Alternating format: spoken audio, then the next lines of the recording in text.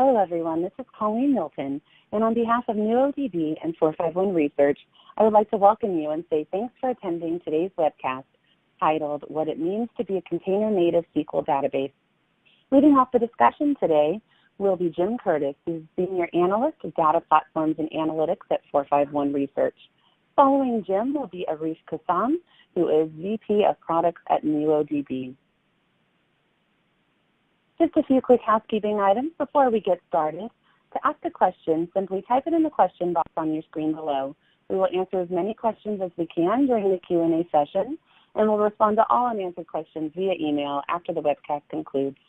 This presentation and slides are available for download. And finally, please provide feedback at the end of the webinar. And with that, I'll turn it over to Jim. Great. Thank you, Colleen, and welcome, everybody. It's great to be here and talk with you. I just wanted to kind of start out, for those that may not know anything about 451 Research. The slide you're seeing right now is just a quick overview of our firm. We are a leading IT research and advisory company. We're coming up on about 20 years of our initial inception. We have, maybe 350 employees. Maybe half of those are analysts such as myself that are regularly producing content and research regularly.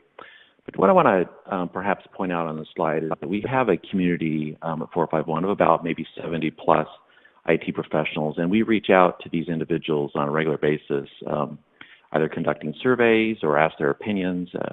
We brief with them on a regular basis on their products and that kind of thing. So I'll kind of refer to some research in my presentation today, but just know that this is a community that we sort of foster. We are headquartered in New York, but we have offices in many of the tech cities around the U.S. and the world. All right, so next slide, please. Okay, so we're going to start out today with digital transformation. It's somewhat of a catchphrase in the industry, but it is something that is happening, and it's sometimes good to understand what do we mean by digital transformation. So at a very high level, digital transformation is in many ways the investment that companies make in their technologies and their processes to engage better with customers, partners, employees, and those they might associate with, but also as a means to reduce some of their burden with costs and those kind of things. Essentially, companies don't want to be they don't want to be the example of the Blockbusters and others that have gone by the wayside. They want to sort of be out in front of some of these initiatives, and the digital transformation broadly is a way to sort of do that. So next slide, please. Okay, so again, we oftentimes reach out to our community, and we do this on a regular basis, and we ask them how their digital transformation efforts are going. And we have done this on a regular basis, but as you can see from the slide, hopefully those 42% of our respondents say that they actively have a formal strategy in place, that they're digitizing their business, they're moving towards this. And roughly about 10% just aren't there yet. And so we see that sort of number sort of shrinking. And the other percentages of the organizations are either evaluating or considering. They're in one of these phases where they haven't quite got to the formal strategy. But the point is that these numbers continue to drop from our side as companies continue to sort of face these challenges of transferring over legacy systems and digitizing their infrastructure to sort of meet the demands of their competition in their markets.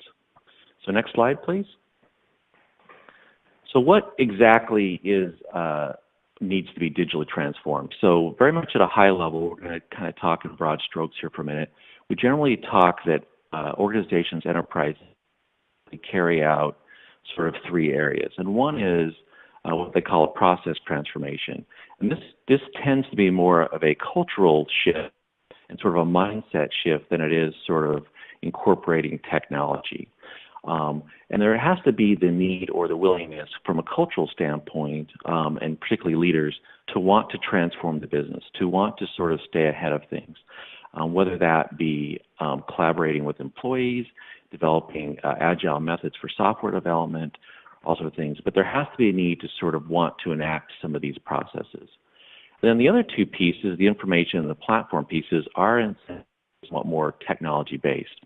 Information is really, transformation is really the idea of sort of collecting or taking inventory of the information assets that might be residing in the business, and then sort of finding ways to sort of transform those through sort of platform technology.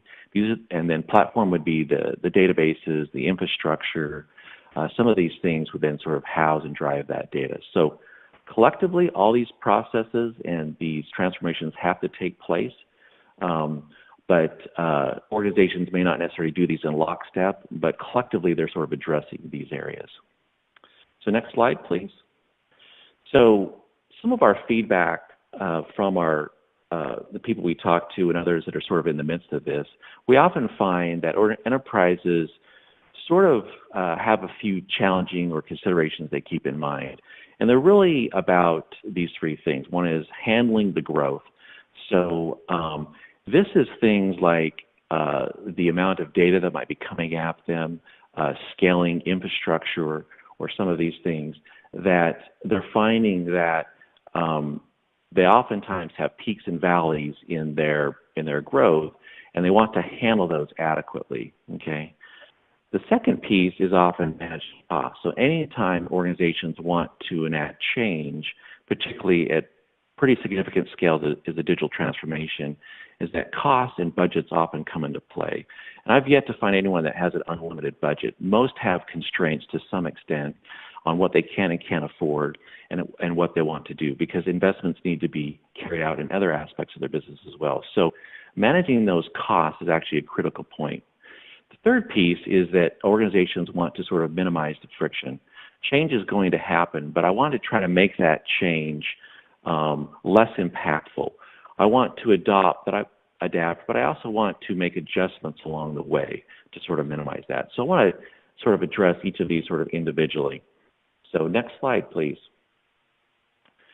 So one of the aspects of growth is that 451, we track these.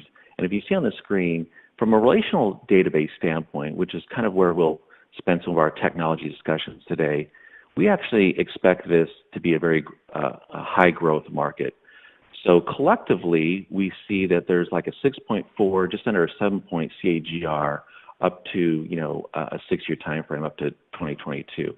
That's a pretty significant growth for a market that's been around for the greater part of 40 years. Okay. But we also see things like sort of the modern relational database, sometimes we call NuSQL as a category. We see dramatic growth in that area, up to 29% CAGR. So collectively, this is a growing market.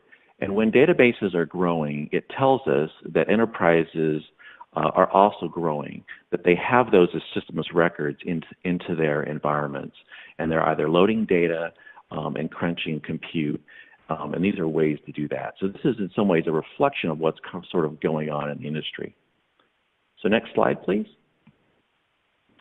So another sort of metric that we want to address is this slide here.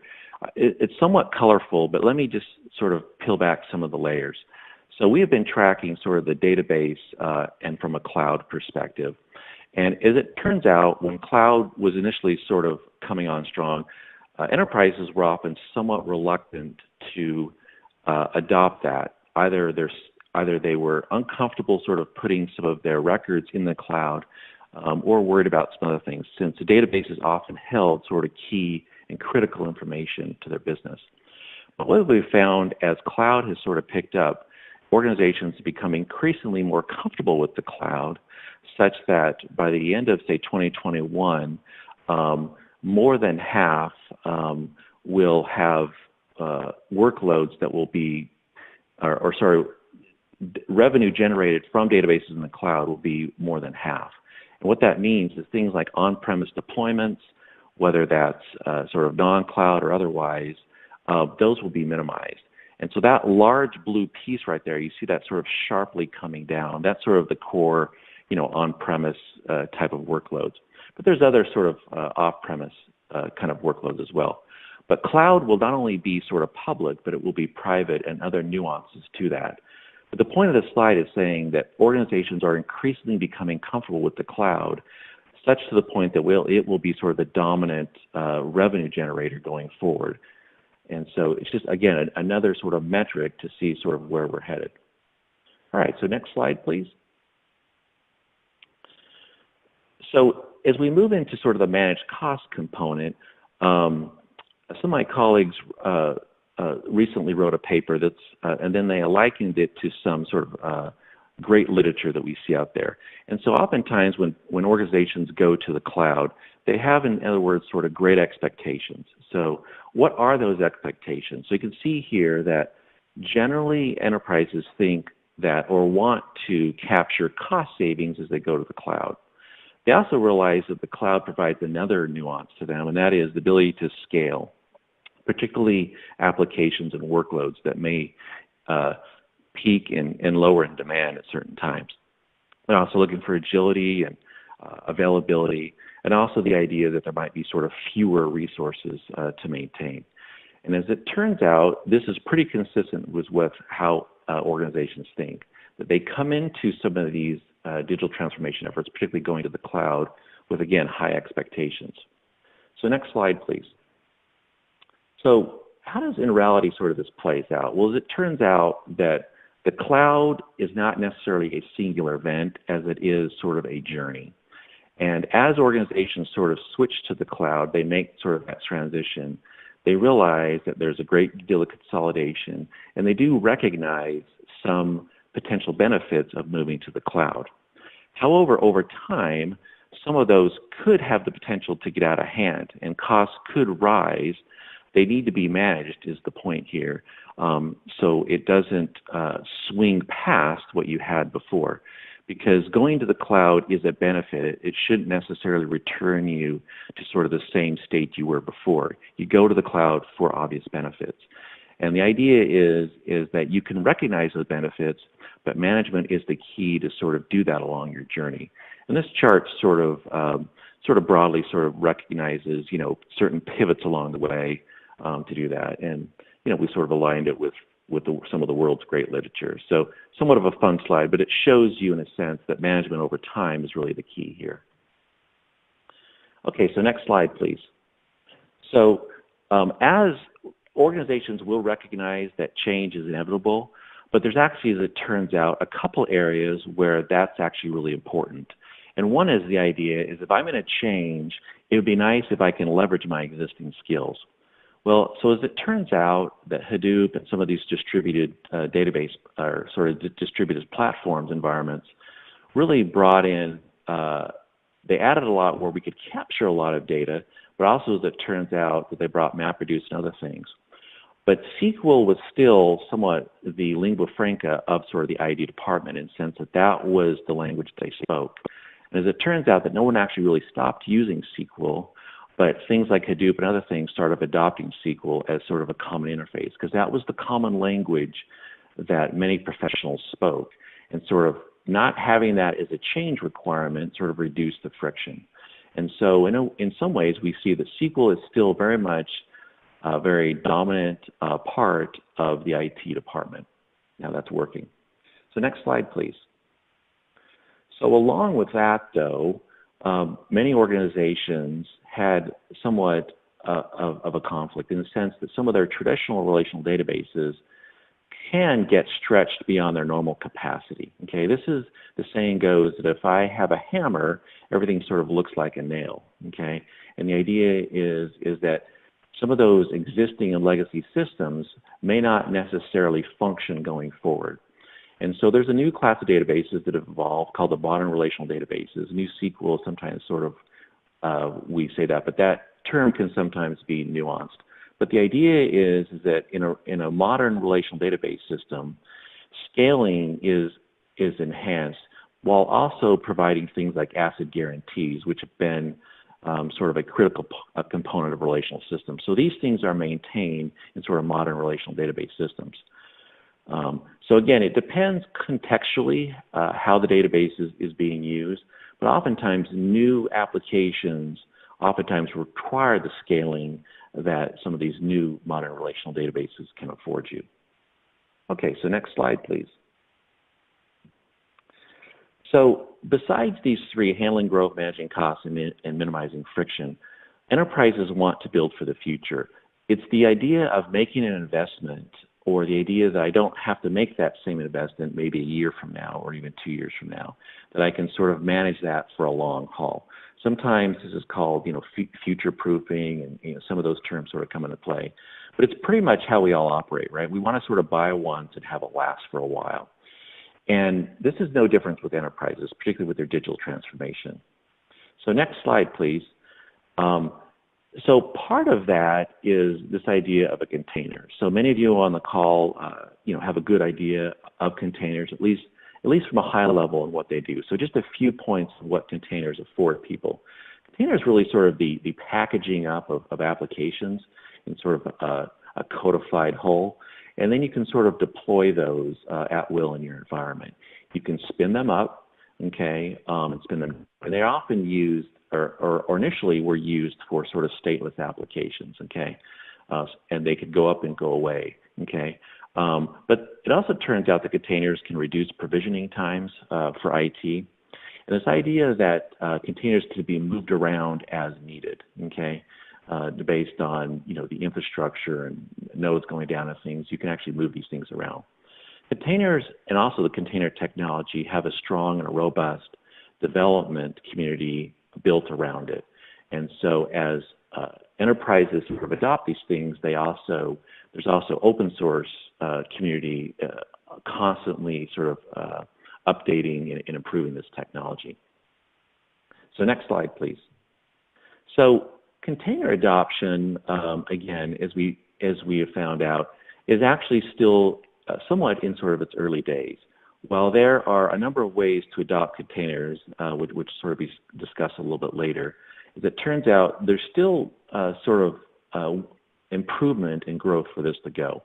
If you notice here that we're sort of looking at about maybe 20% in use, and then there's a good percentage of people sort of in planning, discovery, and implementation stage.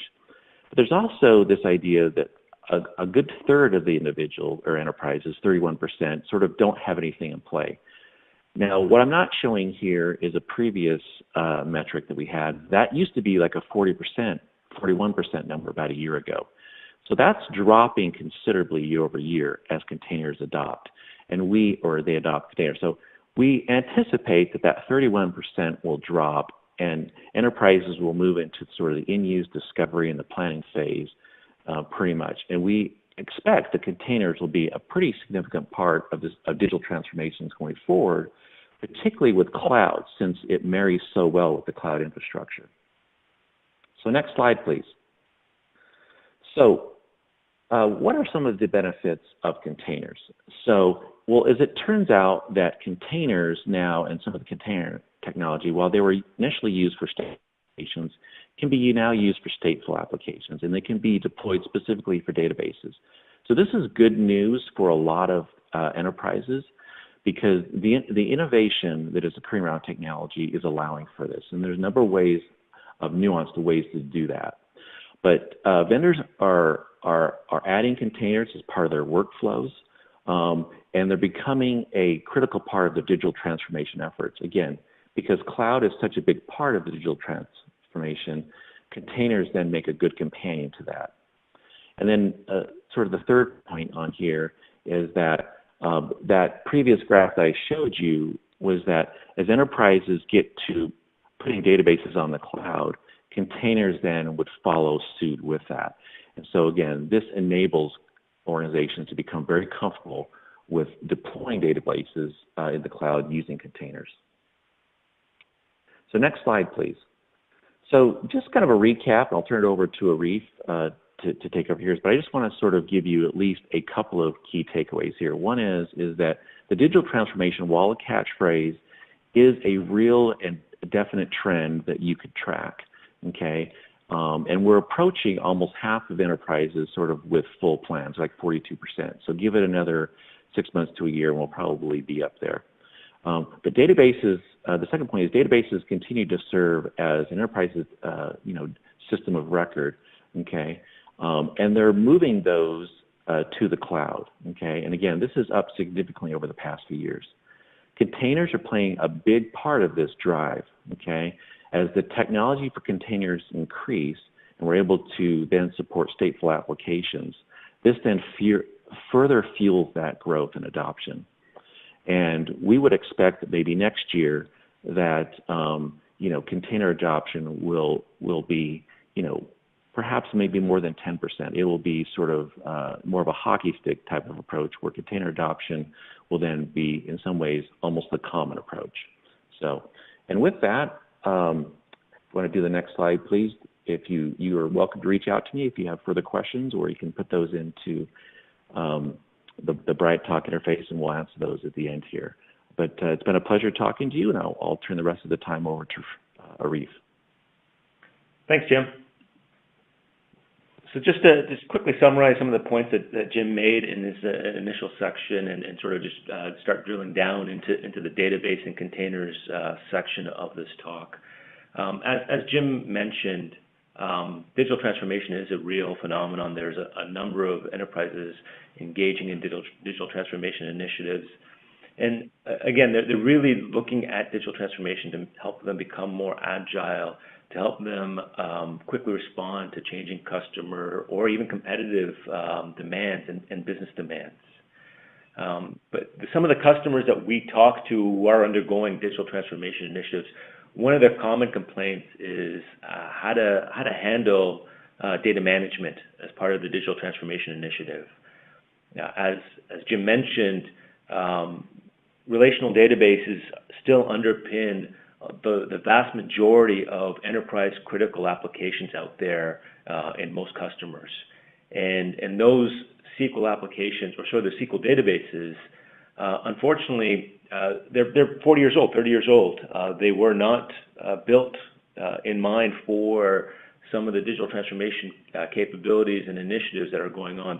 They're not meant to be as agile as needed as these customers are looking for them to become.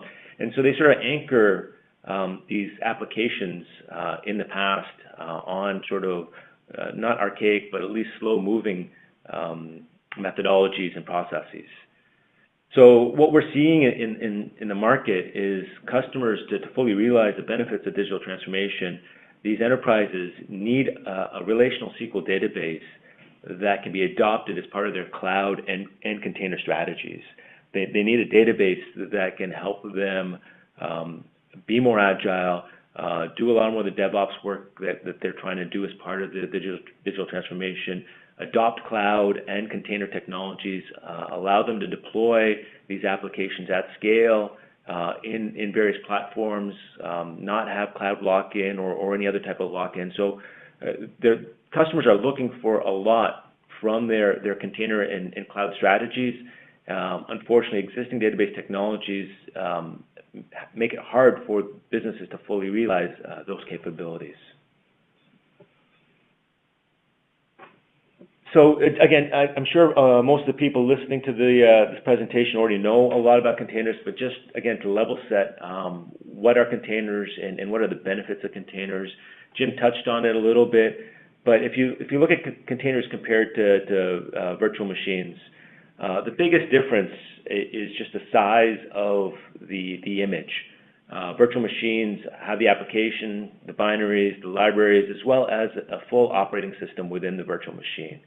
Whereas the container is only an application and the necessary libraries. They don't have a guest OS. They don't have their own operating system within the image, and they rely on the server or the host OS for execution and integration.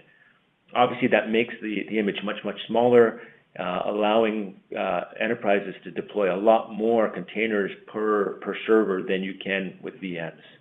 So it's a more efficient virtualization technology. But in addition to sort of just a general more efficient virtualization technology, there's a lot more ecosystem and integration capabilities now put in place with containers.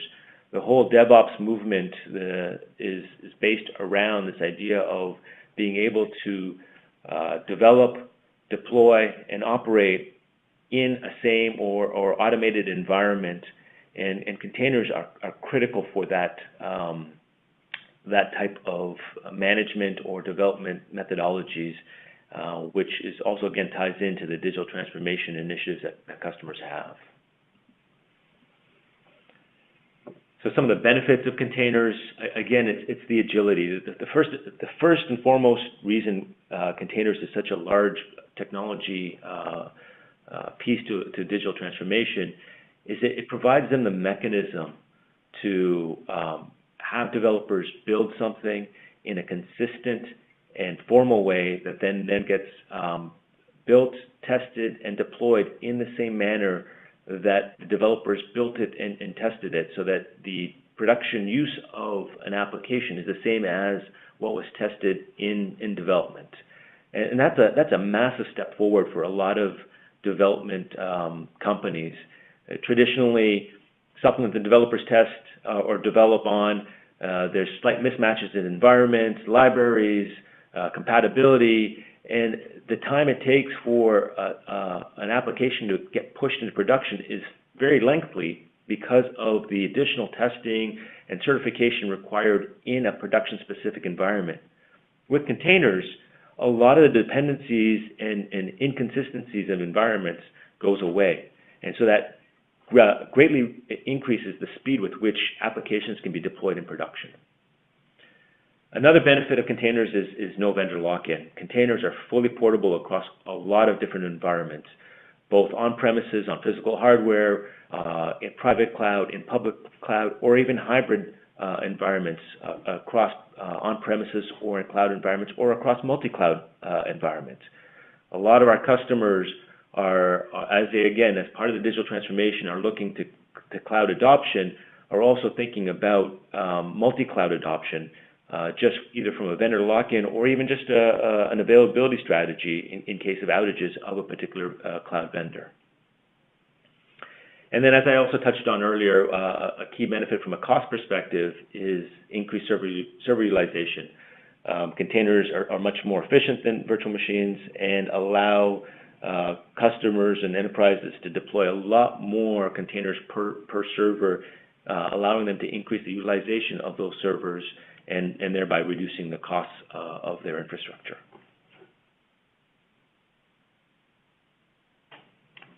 So we talked a little bit about databases and containers. This sort of slide talks about sort of the common patterns that we're seeing out there for databases and containers and what customers are doing to try to use databases along with containers. The first image on the left, database outside containers, shows a set of applications, set of containers, and the database sits outside on physical hardware, outside of the container management system or the container environment. This is a standard way that people start looking at containers and developing applications. They take their existing application and try to break it up into quote-unquote microservices and containerize those microservices, but they leave the database outside. And they just have the applications in the containers access the database through standard means to those physical servers where the database is. And I think this is a great first step. It gets people comfortable with containers, gets people comfortable with developing applications in containers, but it falls significantly short of what the digital transformation initiatives are trying to get to. Again, if we think about the basic premise of agility, this type of architecture does not provide any additional agility to getting applications deployed in production. Any changes to databases, any new deployments of databases, management, performance, all that is still tightly controlled by the standard group of DBAs in enterprises that have existed for 20, 30 years now. Developers can create applications in containers, deploy them, but they still rely on standard processes to update the databases, change databases, or even deploy new databases. The second pattern is another common pattern that we see customers use. So they still leave the database outside of the container environment, but they use some sort of caching mechanism, some sort of data caching mechanism within containers. This is a common application development pattern, sort of known as the cache aside pattern, where applications have their own data cache This is to offload database access, and it's traditionally done if your database is being stressed from application workload. So they have application data caches deployed. The difficulty with this pattern is you now have two sets of data to manage. Writes or changes to the data cache that have to be coordinated with writes and changes to the database. And it's up to the application to make sure that those changes are coordinated and kept in sync. And so it does do a lot for agility for the database, for the applications, but it produces a lot of burden on application development and coordination and logic in the application to coordinate cache coherency or cache consistency with the database. The last pattern that we're seeing, which is, again, as Jim alluded to, more and more database vendors are going down this path, is effectively allowing their database to be deployed in a container. So they take the database software, processes, storage, and leave it all within a database container. The diagram is specifically shows a different sized box for the containers containing the database. And this is on purpose because, again, as most people know, database servers are typically very specific size servers to make sure that the performance of that database system can meet workload demands. And those database servers have significant number of CPUs, significant amount of memory, and specific disk I/O requirements. And this picture is trying to show a larger container to indicate that deploying a database within the container, those containers can only run on specific hardware or servers that can handle the load that the database puts on that server. And again, from an agility perspective, customers deploy sort of a cluster of commodity servers, all sort of similar servers, and to deploy a database, they have to deploy those databases on very specific, large-sized servers to get the scale requirements that they need for those database containers.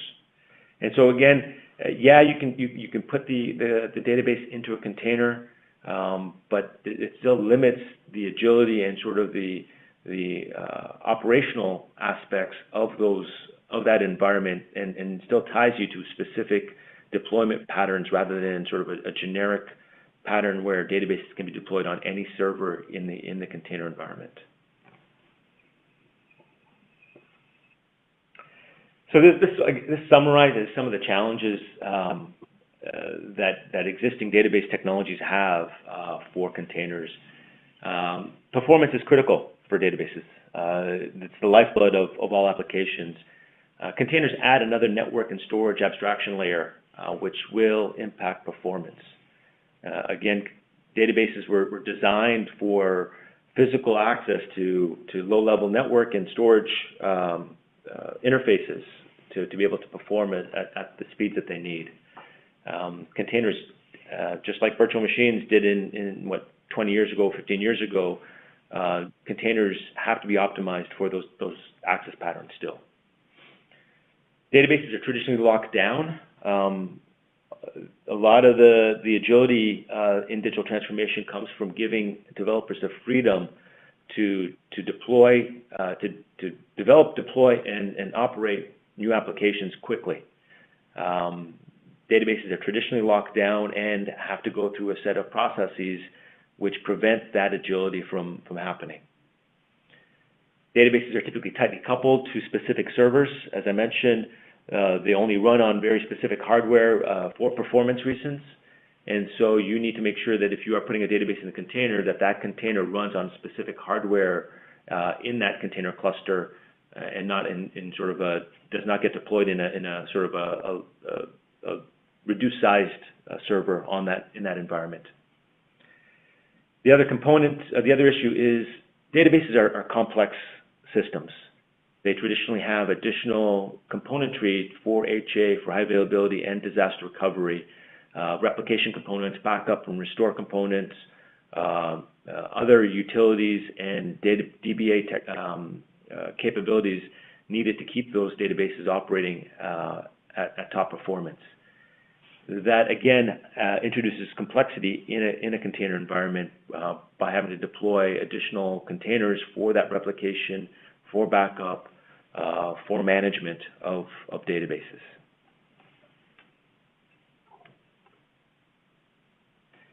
And so this sort of slide summarizes this idea of in-container versus container native. Placing a database in a container provides some level of agility and allows you to get sort of the advantages of a container management system to deploy it, but it doesn't get you to what the digital transformation drivers are getting to from an agility standpoint.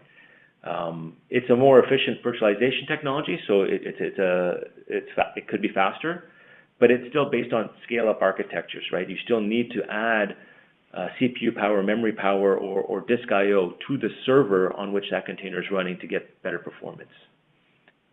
A container-native database or a container-native solution is different.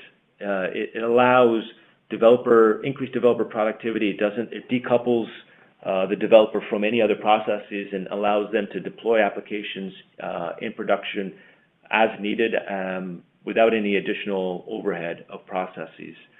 It's an operational, simpler environment, horizontal scale-out. One of the key drivers on containers is this idea of being able to deploy additional containers to address scale requirements.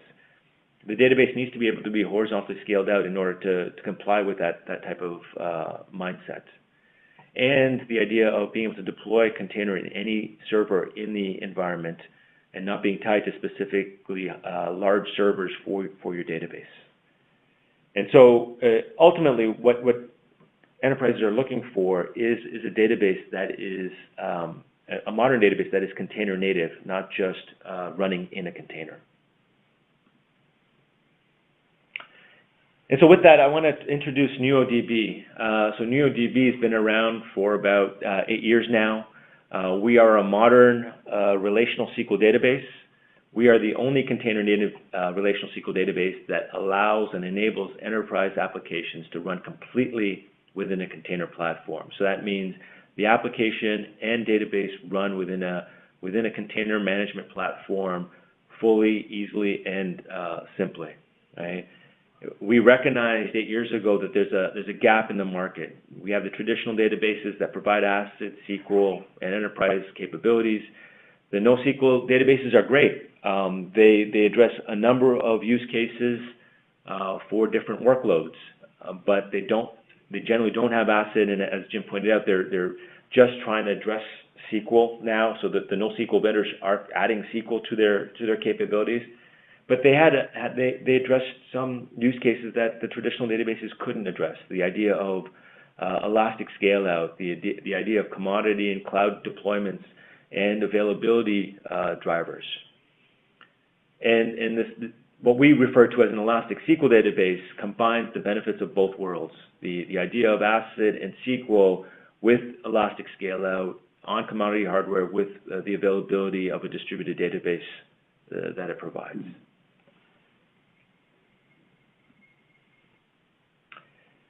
So at a high level, what have we done to be different? Why are we different from traditional databases? At a high level, what we've done is we've taken the standard database architecture and split it into two different services. There is an in-memory transaction processing service represented by the dark green circles at the top there, and we have a storage service represented by the light green circles at the bottom in this diagram, right? All these processes are fully independent, distributed, and logically connected to each other. So from a client perspective, all these processes represent a single logical database. They have access to all the data through any of the nodes in this architecture. It's still SQL compliant, it's ANSI SQL compliant, and each layer can be scaled independently of each other. So very quickly, some of the key ideas that we have innovated with the database. We started with a distributed system. Rather than starting with the client-server database and trying to distribute it based on sharding or partitioning or clustering, we started with a distributed system and added database services on top of that distributed system. So by default, NuoDB assumes a distributed environment and allows customers to deploy a database service on top of that distributed environment. We also separated services that can be containerized or virtualized. So as I mentioned, we have an in-memory transaction layer, which are fully, again, in memory. There's no sharding, there's no partitioning required for those transaction components. You can think of it as an in-memory cache for applications, but tightly coupled to the database. And then we have a storage layer, which allows persistent storage for transactions, for changes, and automatically enables replication across those nodes, so you can have 2, 3, 4 copies of the data, or even partitioned copies of the data to increase I/O throughput. Again, from a user perspective, all these processes represent a single logical database. Those processes can be distributed within a cluster or across data centers and still look like a single logical database. And the other piece of NuoDB is simplicity. A lot of traditional databases have a lot of different parameters that can be tuned and configured, making those databases very hard to deploy and configure. With NuoDB, it's very simple. It's as simple as starting the process and providing a memory parameter to that process and having it join the rest of the domain. It's a simple start and stop methodology for creating databases with NuoDB. So some of the advantages for NuoDB from a container perspective is this, again, this idea of increased developer agility. NuoDB containers can be part of a developer CD/CI pipeline so that they can be automated for development and deployment into production. We do fully have a horizontal scale-out capability, so full read-write scale-out to address performance bottlenecks, and a fully integrated operational model with a container management system, allowing the container management system to deploy new containers if performance is required, built-in HA and DR, so automatic replication for availability within the container environment. So there's no additional componentry, there's no additional tuning, there's no additional configuration for DBAs.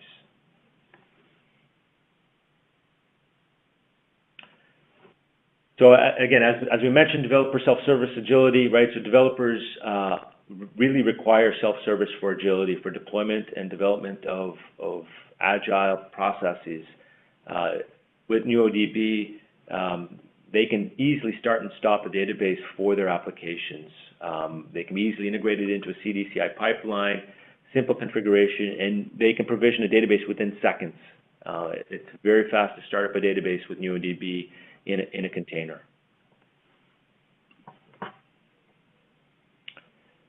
Also, NuoDB is the only container-native database that has full read and write scale-out capabilities. With traditional SQL databases, even within containers, they have traditional scale-up architectures. Certain databases have the ability to scale out read transactions, but for write transactions, it's a single head node or single master node that all transactions have to go through.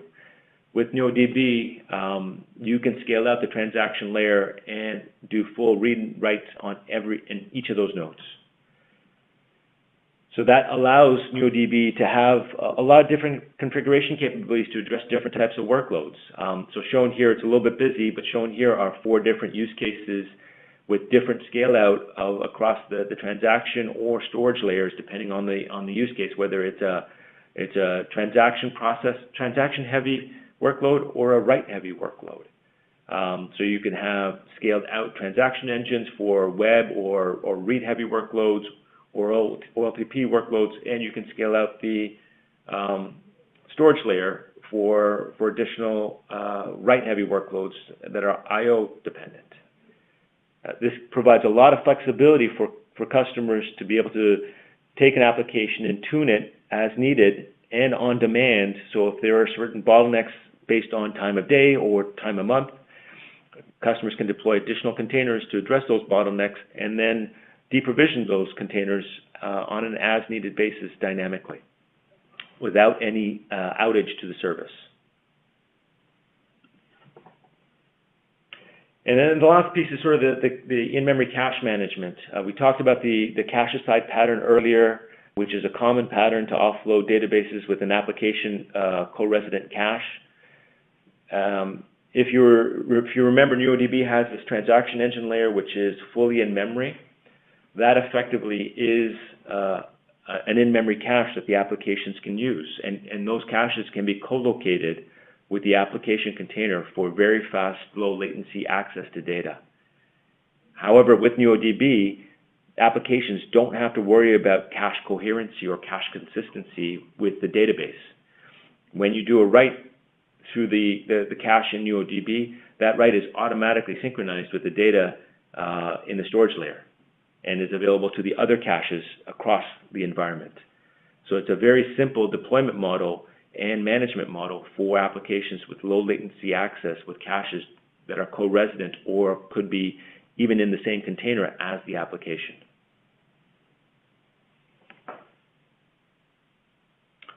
And then the final piece to NuoDB is the simplified operations. Shown here is a diagram from Oracle, and it outlines every component as part of their maximum availability architecture. So this is the set of additional components in addition to the database that they recommend customers use and deploy to ensure maximum availability of the database. It includes components like rack, flashback, Golden Gate, data guard. So there are a lot of different components and configuration settings that Oracle recommends to achieve maximum availability for their database within a data center and across data centers. Imagine trying to deploy this and imagine trying to configure this in a container environment, in a dynamic environment where things might be changing. It's next to impossible. And so to simplify operations and availability capabilities in a container environment, customers need a simplified solution, a solution that has availability and disaster recovery baked into their environment. Because NuoDB is naturally a distributed system, we automatically manage replication and availability across the nodes. And so shown here is a set of 4 transaction engines, 4 storage and storage managers deployed across 2 availability zones. It is still a single logical database, but you have protection within an availability zone and you have protection across availability zones. So you have a protection for both an HA and a DR perspective, and the application can connect up to each and any of these nodes and has quote-unquote active-active capabilities built into the environment for both a read and write perspective.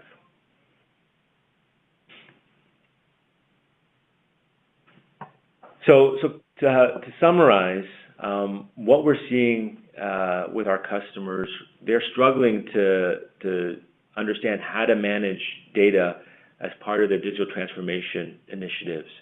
These mission-critical or enterprise-critical applications which rely on traditional SQL relational databases are having a hard time understanding how they can modify those with as little friction and with as little risk as possible to a modern architecture that is future-proof and it allows them to have developer agility. And NuoDB helps these customers with a modern database that's fully distributed, container native, which allows enterprises to either create new applications, leveraging existing SQL skill sets, or migrate existing SQL applications to a modern architecture that is fully within a container platform. With that, I want to thank you for attending today's webinar. Here are a few links that you can follow and go to get more information about NuoDB. And with that, Colleen, I'd like to turn it over for any questions from the audience. Thanks, Jim and Arif. It's now time for our Q&A session. As a reminder, simply type in your question in the box below and we will get to as many as we can. So first question for you, Arif. Does NuoDB only support container environments?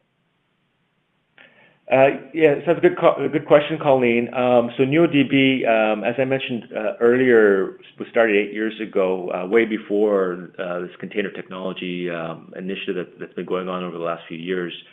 So NuoDB supports multiple types of environments. We support deployment on physical hardware.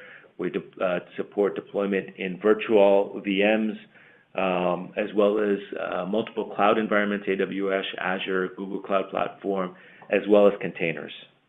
So we're not limiting deployment to containers, but we are seeing a lot of interest and adoption of NuoDB in a container environment right now with, again, closely tied to digital transformation initiatives. Great, thank you. I actually had a couple other questions come through for you as well. So first one is, how easy or hard is it to migrate an existing database to NuoDB? So NuoDB supports ANSI SQL. So if customers have an existing Oracle or SQL Server or Postgres or MySQL database, relatively it is simple to migrate, but as a lot of people know, migration between databases can be challenging depending on the adoption of database-specific SQL syntax and capabilities. Unfortunately, store procedures is always going to be an issue for a number of database migration requirements. There is no easy path for that. But if customers have architected their applications to sort of take care to use standard SQL and have limited sort of adoption of store procedures, then it's generally relatively easy to migrate. We had so NuoDB has a community edition, which allows customers to download and use NuoDB for free. It has certain limitations, but in general, it is free for use. We've had one customer who downloaded our community edition, migrated their application independently within 5 days, and then contacted us to help figure out how we could support them in production. So in that case, it was a very simple, and this is a fairly complex. It's not a CRM, but it's similar to a CRM type of application that has a lot of moving parts to it, and they ported that application relatively simply.